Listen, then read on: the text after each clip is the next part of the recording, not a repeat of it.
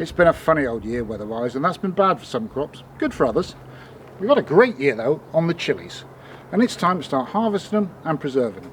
So today we're going to talk about drying chilies, we're going to talk about homemade chili powder, we're going to make some chili oil. Let's get on.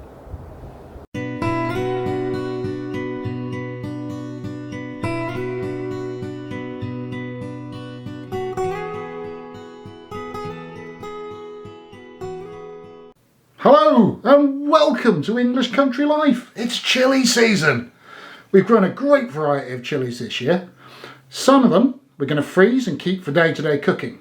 Some we're going to slice, dry and grind to chili powder. Some we dry whole and we use those for chili oil. We're going to make some Thai sweet chili sauce. We might even make some hot sauce. Let's get going.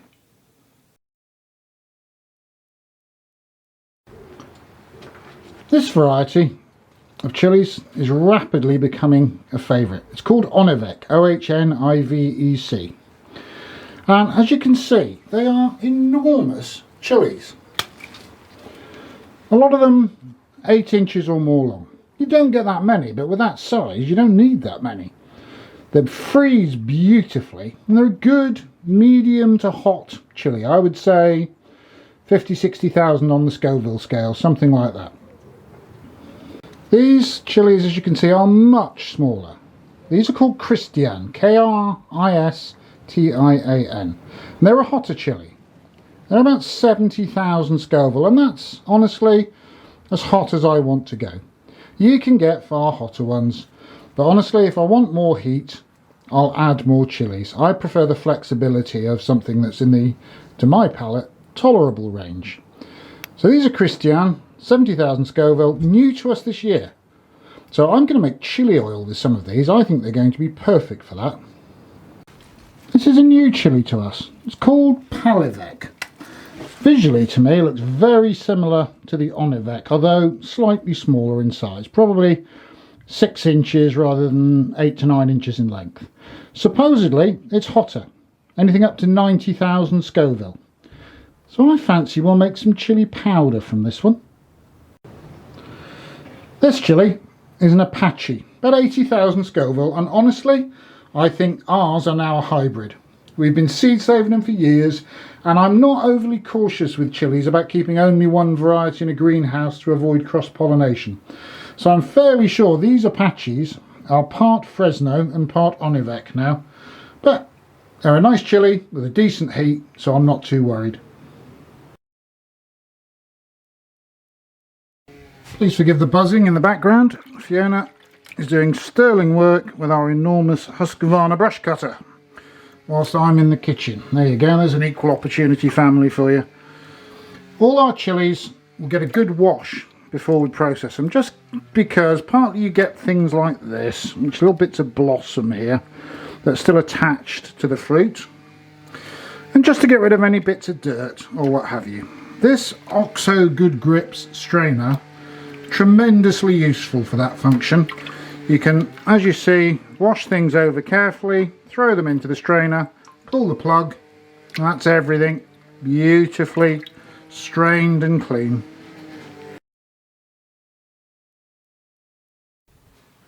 I love these.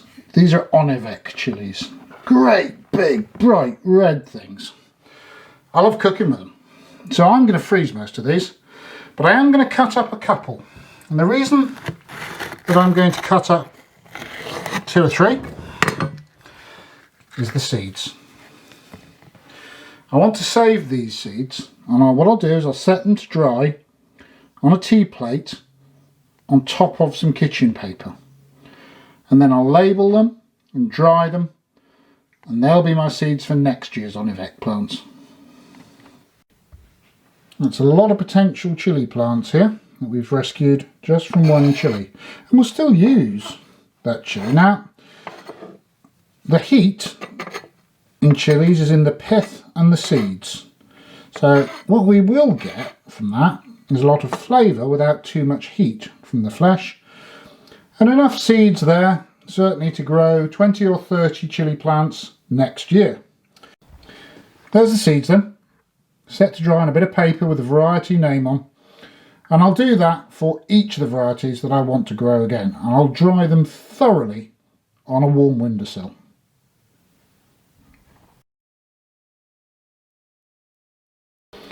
There we go. That's a nice bag of whole, washed, dried Onivet chilies. And we label everything with not only the variety but the year. Anyone who's got a lot of freezer space will tell you that mystery meat, mystery pie and mystery vegetables are no fun at all. So I always buy decent quality bags that have a seal. These are from Lakeland. They're actually very good quality. I like these very much indeed. And I also like to have a printed on white area so they're easy to label with a Sharpie.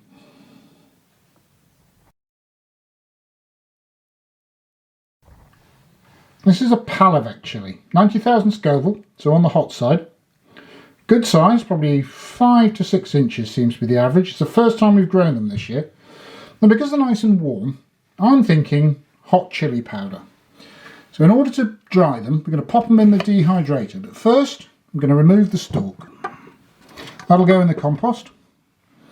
Then I'm going to slice them into sort of 1/4 inch, 1/2 inch thick rounds. And if you look how thick the flesh is on these, you can see that it would take a long time to dry them entire with no way for the warm air to get in the middle. Choices when drying, you can leave the pith and the seeds in, and that will give you a hotter chilli powder. Or you can slice the whole thing vertically, remove the seeds and the pith, and you'll still get a lot of flavour but considerably less heat. We are going to freeze a bag of Palavet as well this year. I fancy trying some Thai sweet chilli sauce with these. Given they're supposed to have some real authority, I think that might be quite interesting. Here then, big bowl of Palavet chopped chilies, and these, the Christian, we're going to dry whole. Now, the Christian will sit quite happily on one of these trays. So we just pop them in the dehydrator. However, the sliced chilies will fall through the holes, so we'll have to use a dehydrator sheet on our economy dehydrator. If we were using the Excalibur, they have a finer mesh, and the chopped chilies would sit absolutely fine on that finer mesh. So as you can see, the Christian chilies fit very nicely, just sat on the open mesh, and they'll dry great like that. Now there's our sliced Palavet chilies on the dehydrator, but as you can see, if you look closely, we've had to put a dehydrator sheet on each tray just to make sure that the smaller pieces don't fall through the grid. Dehydrator set to 55 centigrade, 30 hours initially. It'll probably need more than that. We'll leave it running overnight and come back and see when that lot's dry.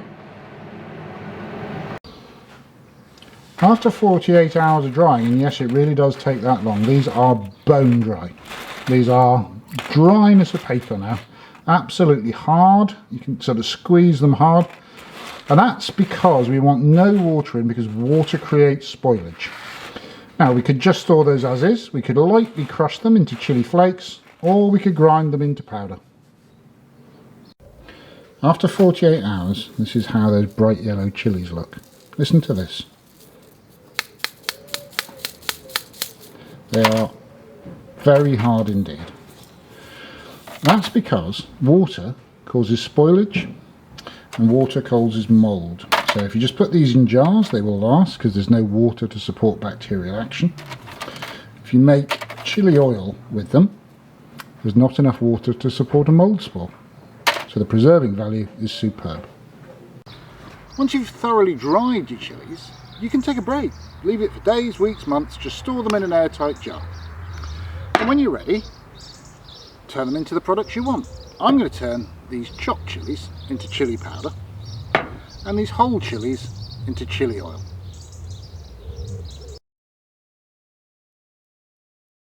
When you want to grind these larger pieces of chilli to a powder, there's many ways of doing it. You can use a pestle and mortar. If you've got one of the blenders that is rated for crushing ice, you could put the whole lot in a blender. The way I like to do it is with a device that's really intended to grind very hard substances. That's a coffee grinder. Now actually I've got two. one for coffee and one that I generally use for spices. But today I want to show you a little trick that I was taught of how to clean one up. The problem, of course, with these is this is full of little bits of coffee from where we've been grinding coffee beans. Well, we don't really want coffee flavoured chili powder. Now, what you can do to clean up most of it is to take a dry paintbrush, work it around the inside, and you can very easily get to most of the coffee powder and then brush it out. That will get rid of most of the coffee that was in the grinder, or other spices, whatever you've been using it for. Here's the trick. Once you've done that, you can't necessarily get right under the blades. So pour a little bit of dry rice into your grinder and then grind the dry rice. And what that will do is work its way under the blades and into every little nooks and cranny, and then you brush out the dry rice powder. And when you've done that, it carries away any little residue of coffee or other spices that you've had in your grinder.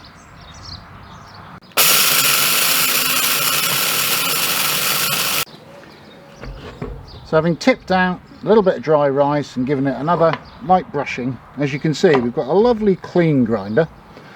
And any little tiny bits of residue are flavour neutral because they're only basically rice flour. Once we've done all that, we decant our dried chilies into the grinder. It's worth bearing in mind that the larger pieces you leave dried spices in, the longer they will last. So unless you use a lot of chili powder, grind it maybe enough for a month or two. Don't necessarily grind everything that you've got.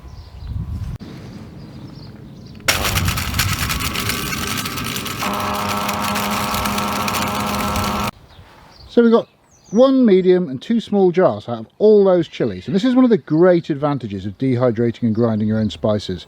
It's an enormous space saving. A few little notes. Firstly, you'll notice I'm doing this outside. When you're grinding spices in quantity, a fine dust fills the air and it can get quite overpowering if you do it in your kitchen. But if you're going to do it outdoors, do it on a still day. You do not want 90,000 Scoville chili powder puffing around into your eyes in a strong breeze. And lastly, don't forget, clean your grinder again now, because it's now clogged with chili powder and you don't want that in your coffee. There's two methods of making chili oil, a hot infusion and a cold infusion. In a hot infusion you put pieces of chili in a warm oil, not a hot oil, you're not deep frying here, and that very quickly removes the sort of oils etc. from the chilies that give the oil its flavour. Cold infusion is as it sounds. You put dried chilies particularly into cold oil and over time that flavour disperses through the oil. I'm going to use cold infusion because it's simpler and easier to show. If you want to see hot infusion, I'll happily show you that one as well. As you can see, these dried chilies have got a shiny appearance because they've dried hard. That doesn't really let the oil in. So what I'm going to do is just very gently at the top crush the chili pod just a bit, just to break that surface. Sometimes when you do this, to be honest, they're going to snap in half. I try to avoid that, but you can't always. It's fine. Once you've done that a little bit, and do it gently, you can see you're making little cracks in the surface that the oil can work its way in. I've now dropped my cracked chilies in the bottom of a sealable bottle, and I'm going to fill that bottle with oil. I'm going to use rapeseed oil, which to our American friends is canola oil. Because it's grown around here, because it's mild in flavour of its own, and because it's good for high temperature cooking for use in a wok, etc. If you want to use olive oil or sunflower oil, that's absolutely fine too. Having cracked the surface, I'm pouring a litre of rapeseed oil over 10 strong chilies. That'll make a very robust chili oil. If you want something a little cooler, use a gentler chili than these Christians. These are about 90,000 Scoville, or use less of them. You'll see the chilies float to the top initially. As they absorb oil, they'll sink. And you want to leave this to infuse for a good 8 weeks before you use it. That's chili oil and chili powder. Just a couple of the ways we use up our chilies. We also do hot sauce, we do Thai sweet chili sauce and many other things besides.